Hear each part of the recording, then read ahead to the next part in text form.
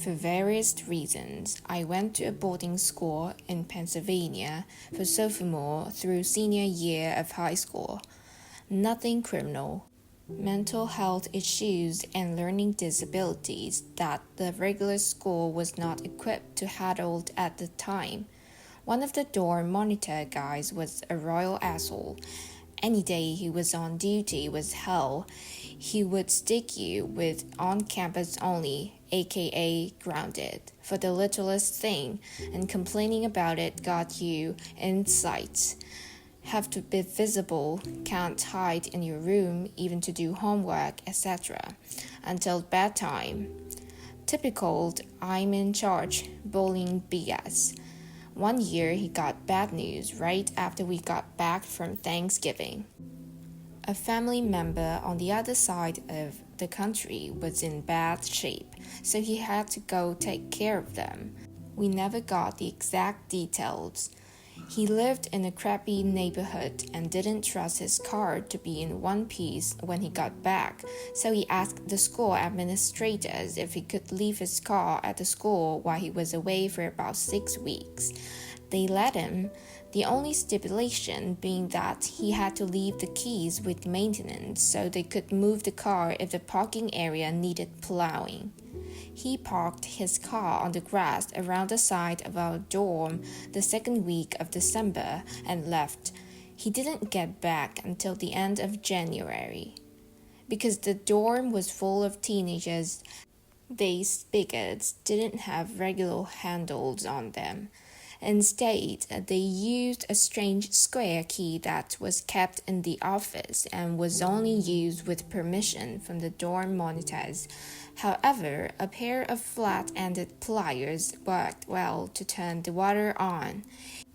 We hid a hose in the bedroom closest to the car, which was always right next to a spigot. The kid who was supposed to be in that room slept elsewhere so he wouldn't get woken by someone coming in every 20 to 30 minutes, unrolling the hose, hooking it up, turning on the water, giving a car good misting, and rolling up the hose again. Every day, from the minute we got back from classes to the minute we had to leave the next morning, the car got misted. We even got help from a couple of kids in our classes who lived close enough to bike over during Christmas vacation. One even showed up with a lawn chair and a book so he could just stay there and missed it again as soon as the last layer had frozen over. No staff were in any of the school buildings during vacations, so he didn't get caught. In the middle of the night, 2 days after we got back from Christmas vacation, I was one of the 2 people on duty with the hose when the monitor for that night comes outside for cigarettes. We didn't know he smoked, so we thought he was in the office, which was on the other end of building. He sees me with the pliers in hand and asks, "Did you forget something?" and holds out a spigot key. That's when we realized just how much asshole was this like. That monitor actually offered to help ice asshole's car during the day while we're in classes. By the time asshole got back, the car was encased in a block of ice. It had to be at least 3 inches thick. When he complained to the administrators, they told him that because he hadn't dropped off the keys, everyone had assumed he had changed his mind about leaving the car there. When he went to try to get his car out of the ice, he couldn't just attack it with a hammer. Doing so would break every window and destroy the paint job. The only way to get rid of the ice was the same way it went on. Slowly, he tried using a small blowtorch, but that didn't work because he got too impatient and tried to put the torch right against the ice, which kept putting it out.